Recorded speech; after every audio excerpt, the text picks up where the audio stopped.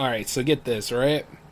Evo just took place not too long ago, and looking at the celebration, the Capcom announcements, the re-release of SNK Chaos, really got me thinking. I have got to make my debut sometime. Now, I don't know if I'll get bodied. I'm pretty sure I will. But the thing about it is that I need to get out there and do some competition. Now, would it be great if it would be like, I don't know, maybe I'm too old for it, maybe I'm not practicing enough or whatever. See, and that's just a whole lot of BS. Nope. Fighting games are forever. And I'm going to tell you this right off the bat. This is the best place to go ahead and discuss them because we ain't talking about no damn election right now. Welcome to the J-Man Show here on J360 Radio!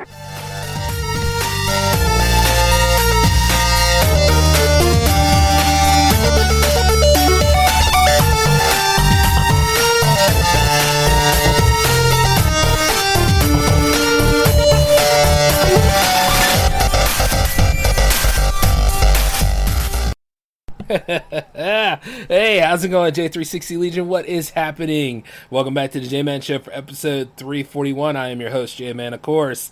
And let me tell you what, man. Like, I was looking at the Evo competition, and I was seeing all the people involved with it. And, like, say what you will, because everything has its detractors and all, but that competition really has grown on strong, especially amongst the fighting games community. And, like, when I look at this and I see, like, everybody's just chilling, enjoying themselves, and seeing for what it all is. It doesn't matter if you're a good fighter or not. Well, more on that later in the episode. But the thing about it is, you're out there and you're just having a good time, and everybody's showing their love for Capcom, for, you know, Namco Bandai, and of course, Warner Brothers. I mean, hey, look. I know what I said about Mortal Kombat 1, but it does have its fans, and there are people out there that are willing to pay for the game. I mean, like I said, you know, I look into this because I was building the power play up for its upcoming season revival here, and the thing is, I love fighting games, man. I mean, like, even as we're talking right now, I got Darkstalkers Resurrection fired up over here. Now, you can't hear me playing the game because I'm over here doing the show right now, but hell, if I wanted to go ahead and jump in again, like anything, I probably would, because Darkstalkers needs a new game. It needs a new game done in the style of Street Fighter. Well, it needed one in the style of Street Fighter 4, but Street Fighter 6 style would be pretty good too. Like, bring them all back. Bring back every single classic you can. I even heard about, like, the Fatal Fury installment, and then I hear that there's a new Art of Fighting installment coming together. Yes, this is the time for all of this, man. Oh my god, I'm just so happy because, see, it's not just, you know, the characters, it's not just the storyline or the main storyline, it's not just the music that's involved in a fighting game, it's the idea of competition and gameplay too. Like, there's things about the fighting game genre that, you know, sometimes shooters get close to, but it could never touch. You know what I'm saying? And I'm not saying that shooters are bad. I love shooters. Like, you know, I love Halo. I love Gears of War. I think Killzone needs to come back because Shadowfall was stupid. Alright? It needs a new one. It needs a real installment. Just to hell with that one and go ahead and bring in Killzone 4 for real. And 5. You know what I'm saying? You can even have it on Vecta if you want to. You can have them fighting in the caves of Vecta. But that's an argument for another time. But like I said, you know, I love everything about this. And being, like, in your 30s and seeing everything coming back, it's just, like, it brings you back to, like, I remember all that stuff. I remember fighting in Street Fighter for the first time, putting in the blood code for Mortal Kombat 1, on the real Mortal Kombat 1 on Sega Genesis, and just, like, you know, finding out Sub-Zero's fatality, among others, you know? And burning people to death with Scorpion. Yeah, this is really good. Like, say what you will about the way gaming is. Say what you will about DLCs and paying for characters and all that other stuff. Like, yeah, everybody's going to have a gripe about things. I totally get it. But, you know, the fact that Bison and Heihachi are coming back. Well, Bison's already back, but Heihachi's already been announced to come back in Tekken 8, which is already a monster powerhouse of a game. Actually, both of them are. It's just, I don't know. Mortal Kombat 1 just didn't settle for me. But I will jump back in on that stuff. It's just nice to see, like, all of these games getting their due, and it's about time for it. Because for a while there, they said fighters are on the decline. Like, nobody's really buying fighting games anymore. And I listened to that person who had that argument, and I was like, you are completely wrong. Fighting games weren't in their prominence there for a little bit, and like, I want to say maybe... No, they were always good. I'm being biased. They were always good to me because I was always paying attention to them. But there was a moment where they weren't getting new installments, and you had to go ahead and emulate or look for different ways to play the classics if you didn't have the old hardware and stuff. But the fact that things are back to where they need to be, and right here with 2024, fighting games have been making 2024 bearable for me, because some of that stuff that goes on nowadays, man, some of the real world stuff, whether it be issues in dating or whether it be job issues, whether it be political nonsense that you have no real control over, or just things in general are not sitting right. At least like fighting games was always a stress reliever for me. A lot later on, other things, like I do take drawing classes and stuff, you know what I mean? I do like look into other tutorials to make the business of J360 Productions better, but it's always like this though.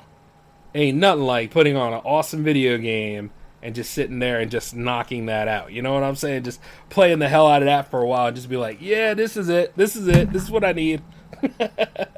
That's why I make sure like every console I got has a fight pad to it, And to be honest, if Ori ever does if Ori ever needs somebody to promote their products, I'm the man for it, because I got multiple different iterations of the Fighting Commander around here, and I have been looking into getting the actual arcade sticks for at least like the current gen consoles. I can't go back to get the old gen consoles, man. I ain't got that much money.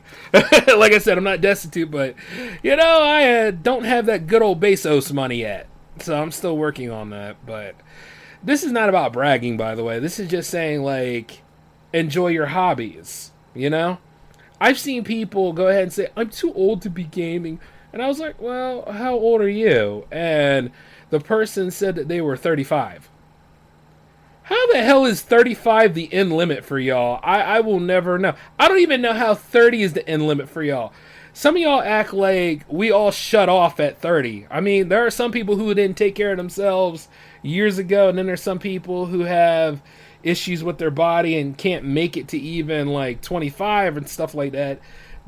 Things are different amongst everybody, but if you are able-bodied and you are really needing to take care of yourself, or like you're able to do things and you made it to 30, you should be happy about it. I wish more people would embrace 30. Like, it's so weird in our society where people they'll live about their 20s forever. They'll be so scared of 30, but when 40 rolls in, then all of a sudden they're like, you know what? I like being 40. Is it like a rite of passage or some shit? Because I'm telling you this, guys. I'm asking for myself. I ain't asked for no friend or anything. But it's like, I've been in my 30s for a while now, and I don't have a problem with it. I'm existing and thriving and all that kind of stuff. I know I have moments where, like, sometimes dating doesn't work out like it should, but dating happens because, people have intentions, like, how, like, you have thoughts of how a date's gonna go, but then reality sets in and it just doesn't take because you and that person don't see eye to eye, or, like, that this is not gonna work out because the attitude's all sorts of fucked up and all this other stuff. It just varies when it comes to that. But even then, you had the same stuff in your 20s, too, so it's like, I don't know what exactly... Well, what won't people bitch about? That's the thing. But I always wonder this. What does that have to do with your hobbies? You know what I mean?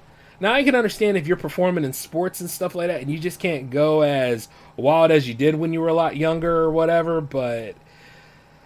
I don't know, because there are people that are in their 50s and 60s. They go out there, they play tackle football and all that other crazy stuff. Like, there are people who do these things. Or they'll go and they'll play full contact soccer and, just knock each other around and stuff. I don't know. We the people are just... We limit ourselves on things. And I always look at it like this. Why is playing video games in your 30s a problem? Who made this an issue? Who is that self-deprecating of their own life to go ahead and judge other people because of their hobbies? Like, whoever you are in the world, if you like doing a certain hobby, if you like whatever it may be, as long as you ain't stealing or hurting nobody, what the hell do we have to judge about it? Now, there are people who overspend on video games. There are people who have video game addictions. You know, they don't have self-control and all that other stuff. Or you spend money on the DLC that you really shouldn't be spending any money on because there's no value to it for you. That happens.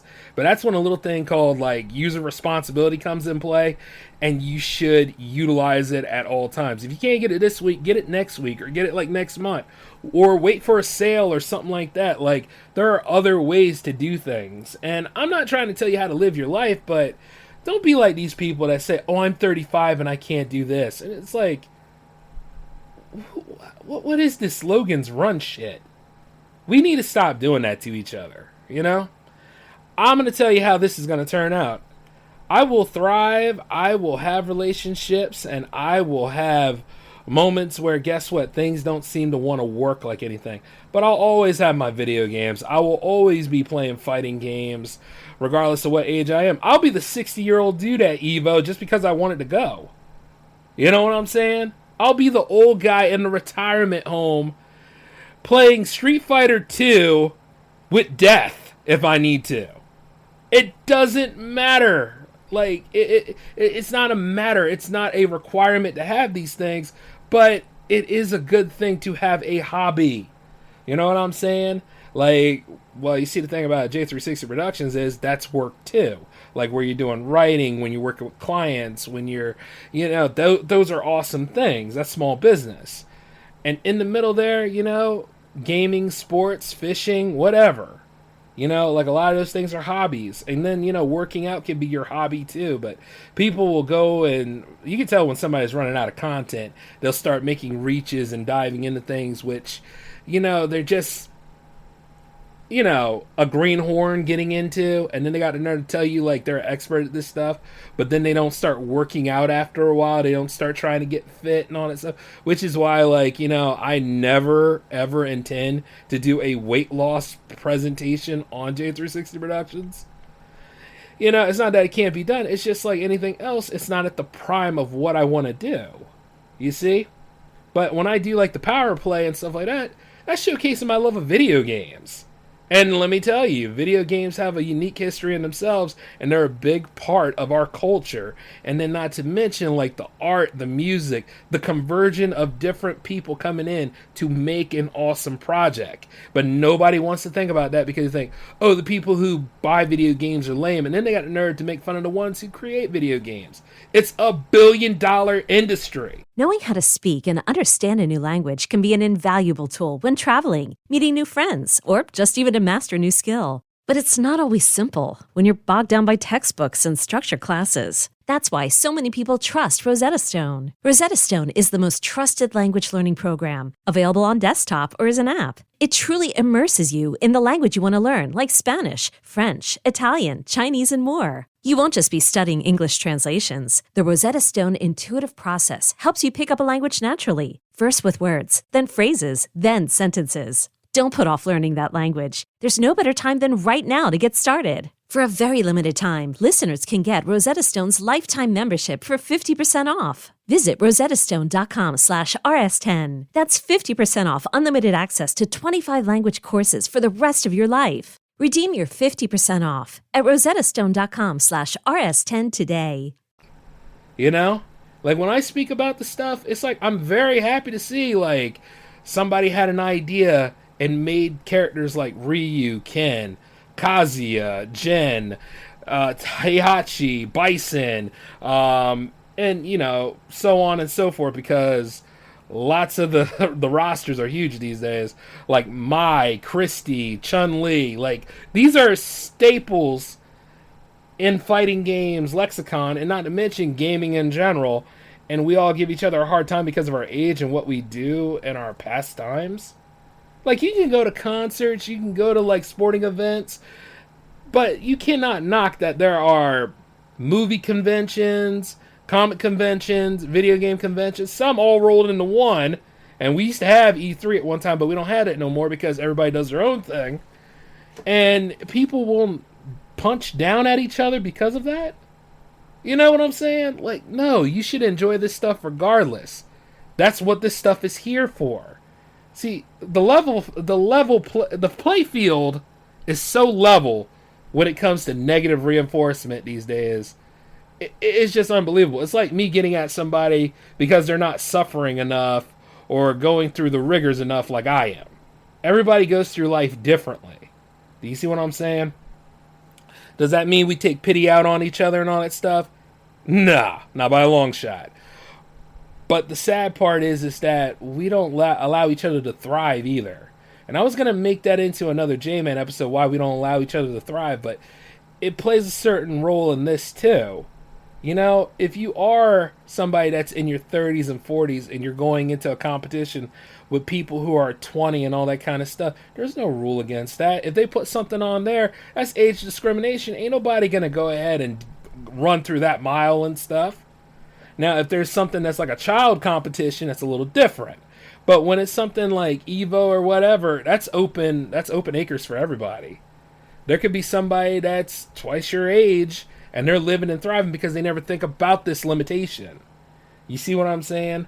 I wish a lot of people who played video games and stuff like that, if you had to stop because, you know, you cannot divide your money up or, you couldn't balance out your wants and needs and stuff like that, because there are some people that do, you know, and then there are some people who haven't taken the time to discipline. That's understandable. But I don't see how video games is holding up your life, and I don't also see how, like, you know, a lot of people can go ahead and act like, oh, I'm a loser cuz. You're not a loser. You know what I mean? You know how brave it is to get out here to do your own thing? Because almost everybody's doing the same thing.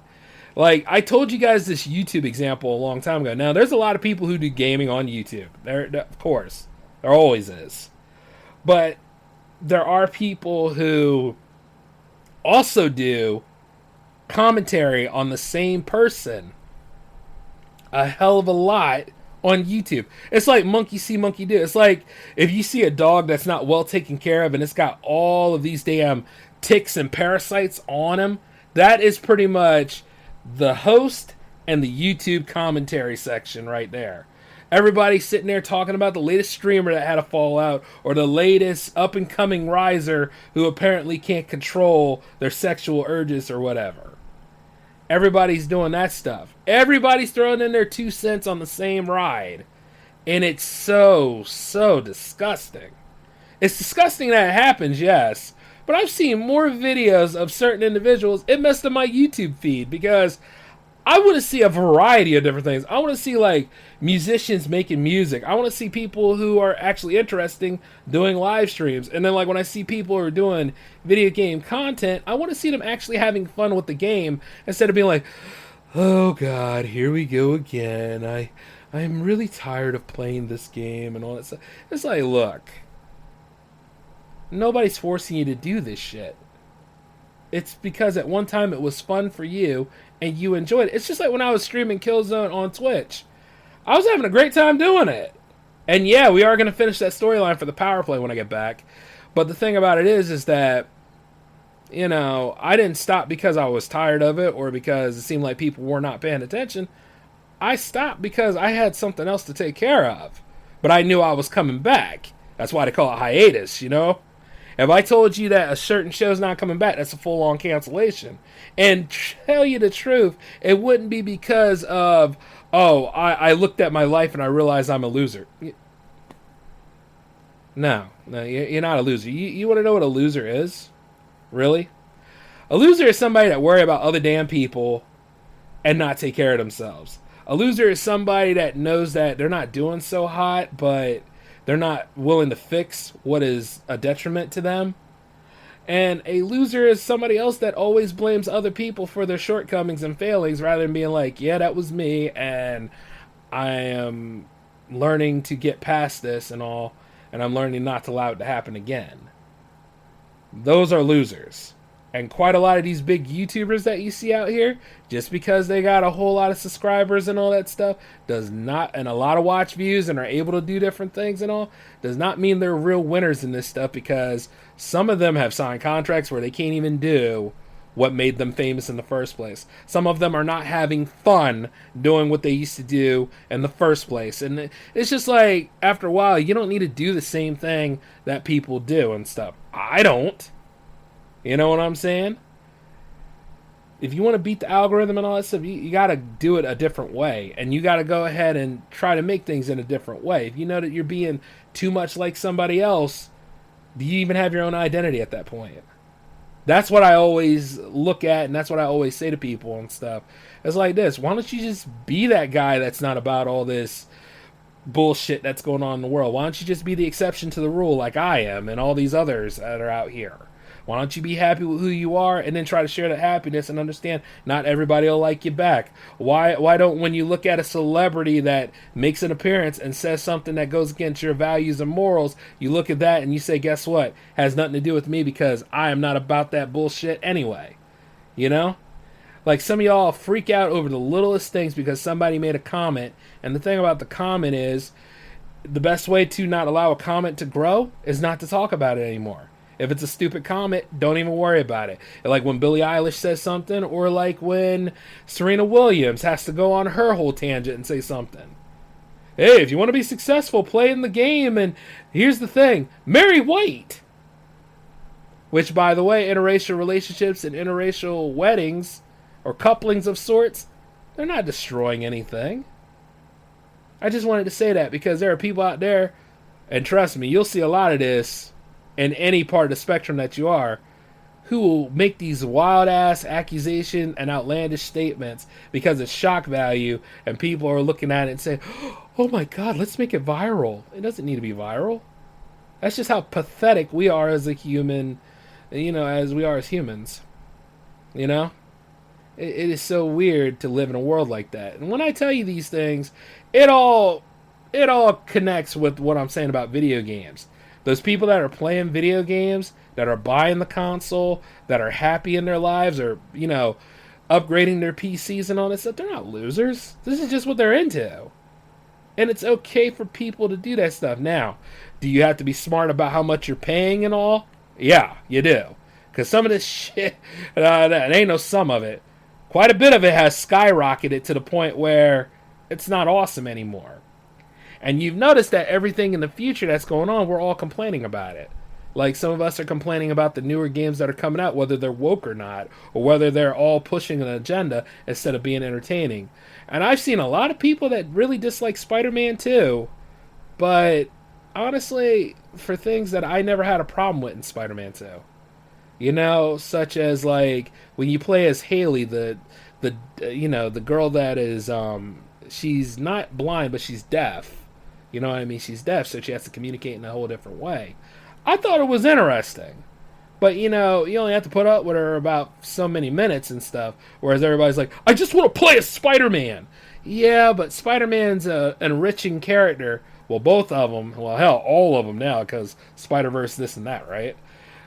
They're all pretty interesting characters, not just because of who they are, and not just because they're villains, but the other people in their universe. So it's okay to kind of step into Haley's shoes there for a little bit. You know what I mean? For a little bit. And then, like, the Mary Jane levels, for better or worse, either way, eventually you manage to get some sort of defense mechanism you can use and all. But, I get what they're saying, but at the same time, it's not that bad. I think sometimes we oversell what's bad and what's negative, or go into fighting games in general where people complain about the DLC and having to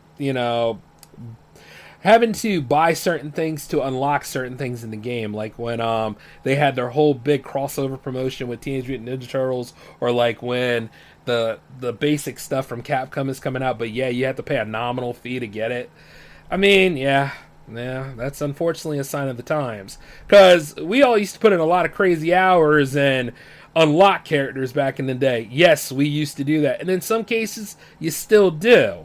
But, it's only whether they want to implement it, or at the same time, it's like, there are other people out there who don't want to work as hard as you do, and they want to be as open and as inviting and accessible to anybody who's anybody out there, which isn't always a bad thing because it dives into casuals and the hardcore, right? Those of us that are hardcore in fighting games, right? We got our Ethernet connections, we got our fight pads and our fight sticks. Like, we are ready to go. We love knocking the hell out of each other. Hell, we even make that a scheduled event. But then there are the casuals, right? The ones that drop in, the ones that are still using the first-party controller, the ones that are using motion controls, that got the Wi-Fi, but not the Wi-Fi 6. They got the Wi-Fi 4 or 3, where the game can cancel out at any time instead of getting the power adapter. Like, yeah, or they don't have the mics that are using like the phone app in order to talk. I mean, yeah, I get how it's weird, right? Because a lot of us that grew up in this stuff and we started developing our systems for how we enjoy our online gaming fights and all that kind of stuff, we're set, we're ready to go. But the other person that just got in, right? Like I said about the weight loss videos and stuff, they're a semi-expert at the thing. They try and be know-it-alls and stuff. That's where it gets annoying, right? Right. But see, the thing about it is, though, look at your casual like this. This is somebody else for me to beat the crap out of. You know what I'm saying? Like, I love meeting casuals as well as rivals because it's like this.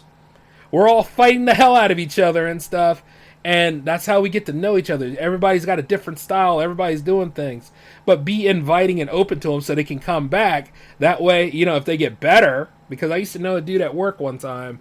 I battled him in Mortal Kombat 11, and there were times where I beat the piss out of him. But you know what, though? He would come back with new styles every time, and then he managed to kick the crap out of me, so I had to change up my style in order to face him. That is something enjoyable.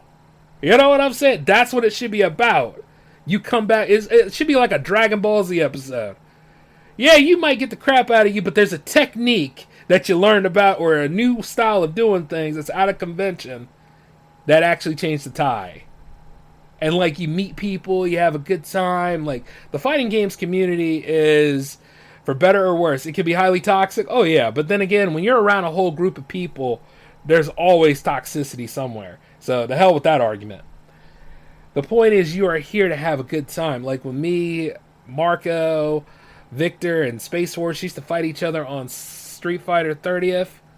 That was a good time. Me and Al battled each other in Marvel vs. Capcom 2.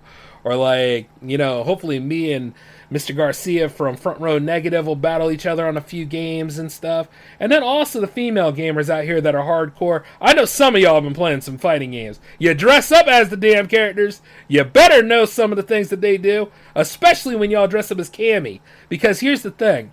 I would love to face you all in a match. I would. I want that. You know what I'm saying? And as I do what I do, and as I keep building up properties around here, let's make that happen. That would be really fun. You know?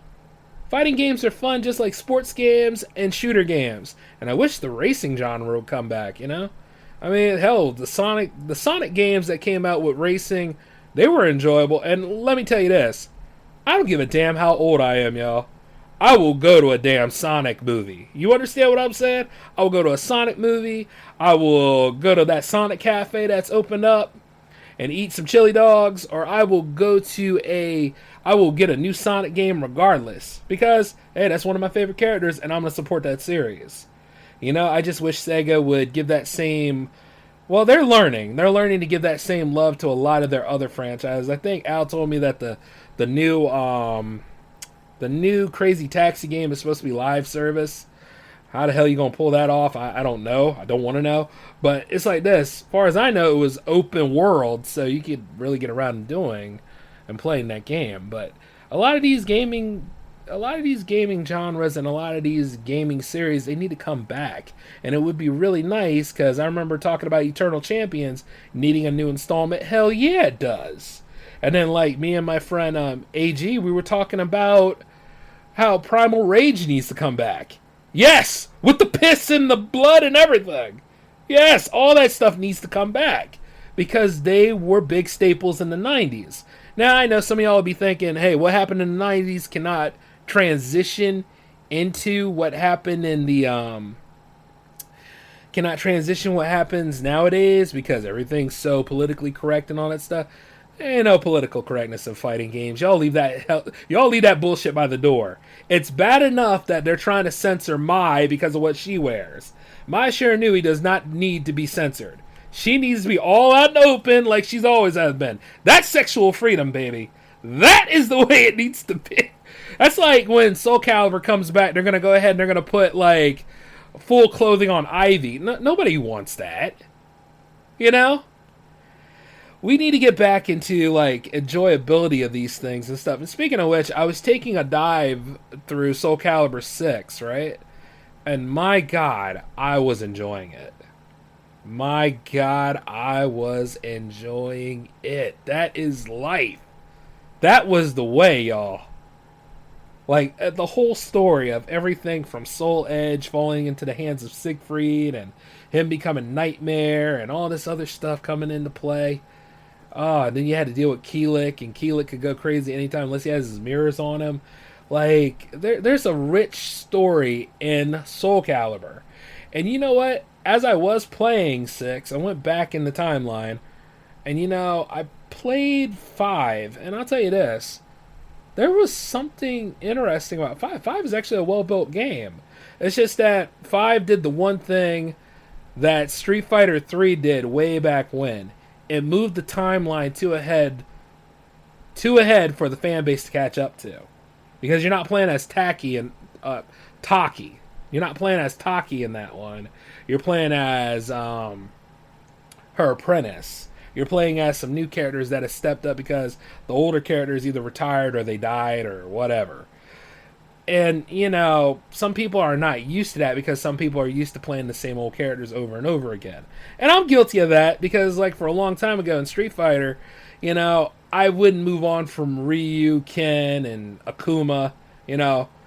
But then later on I started using E Honda. I started using Blanca. I started using Zangief. Now I know why a lot of y'all love Zangief because he's really fun to play. Hard to master, but he's fun to play with. And then, like, you know, with Cammy's so quick, but, you know, Chun-Li seems to be a lot quicker. Debatable. If you all are arguing about that, you know, hey, get triggered. These are my opinions. But it's like when you're playing those games, you know, and you're experiencing the roster, everybody has such a rich story, and some have great controls, and then some have broken controls, like Eddie Goro from Tekken. He became DLC, and I'm sure, like, as soon as people unlocked him, they're like, oh, man, these combos are easy. His combos are. But that's his fight style. And, like, when you're playing as Maxi, like, I used to make Mondo mad because Maxi was one of my favorite characters in Soul Calibur. And the thing about it is, he can really do his combination, and he's so quick with his nunchaku. He'll just beat the living shit out of you in, like, 3 moves. And, Mondo used to get so mad about that, but I was like, hey, man, like, when you were over there using your characters that you liked, and you got your win, you didn't have a problem, you know? I miss fighting him too, man, shit. Like, you look back at those old days, and you're like, we all had fun then, you know what I'm saying? We all had fun, and we could all still have fun if we allow ourselves to do things, and find ways to keep those servers open so that we can all, you know, game, or even better, why don't we all just game in public, you know? Why don't we have our own little Evos and stuff? I know there are some people out there in Philly that actually have their own connection. I know that there's something starting up in Wilmington, and, you know, like, all that stuff is right here, and we as gamers should get out there and enjoy ourselves. Now, I know that there's that moment where people are like, well, some people can't handle losing. So what? Who cares? Just deal with it. You know? And it's so sad. But I'm not going to dive into that too much because I want y'all to know, like, this is the perfect time for these things. That's what I mean by that. You know what I mean? And, yeah, I mean, it's questionable about a lot of stuff, but this is the time. There is no other time to enjoy, like, what is around us now. Because, see, I can't worry about my days when I was 20. I'm 37 now. I'm going to enjoy my 37 for as long as I need to. Because it's almost time to turn it in for a 38. I'll let you all know when. And I know, like, This is the best time to be a fighting gamer, much like how when Call of Duty used to come around in November and all of us were excited to get it. We need to bring that enjoyment back. Play some of the old games if we don't have the new games. You know? That's just the way to do things. But as I let you all know that stuff, I wanted to give you guys something entertaining to talk about. And pretty much as I was rebuilding the gaming show here and all, and I'm like, yeah, this is looking good. You know, and we're all going to have some fun with this, and I hope you all get entertained by it like you did earlier and stuff. Like, yeah, this is the perfect time. And I wanted you guys to have something different than talking about the election, because, you know, all that bullshit's starting to come out. I mean, it's been coming out, but now it's coming out to a higher degree, and I'm like, nah, y'all don't need that from me this week. You need to be entertained. You need to be enjoying life. And then not to mention, there is also jams coming tomorrow at 10 o'clock p.m. Eastern. Lots of great music coming your way, and we're just going to be traveling the galaxy, listening to the awesome sounds of the world. You see what I'm saying? That's what we need to do. And of course, there's some of you that went to go see the Deadpool and Wolverine movie. Okay, it's Wolverine and Deadpool, but no. I did that to trigger you. It's Deadpool and Wolverine, but yeah. You know, to be perfectly honest, I was suffering from superhero fatigue, but I think I'm ready to go see that. You know what I mean? Like, I need to see a dumb movie, right? So, yeah. Oh, before any of y'all get all uptight about that and stuff, just remember this, alright? You know I'm right. There. But hey, all in all, though, I just wanted to go ahead and let you guys dive into, like, one of the things that I love, and fighting games is just, like, it's beautiful, and I'm glad that it's coming back on top. We were all eating pretty well as Street Fighter 6, Mortal Kombat 1, for better or worse, and Tekken 8 got into our lives, and now that everybody else is seeing how profitable and how a lot of people are enjoying things that happen at EVO or in like other little competitions, that SNK and Capcom are actually talking again, and we may get a collection of that. Marvel vs. Capcom collection is highly rated up there, and I even put in my pre-order too, because I am ready. I've been waiting for this. This is right here. You do not want to sleep on this. And you know, for those of you that want a new hobby and you want to try to dive into that, why the hell not? Don't let nothing bar you out. At all. But I got to get on out of here, though, so you guys take it easy for now. We will meet up again on Jams 96 at 10 o'clock p.m. Eastern. This is J-Man signing off. Peace.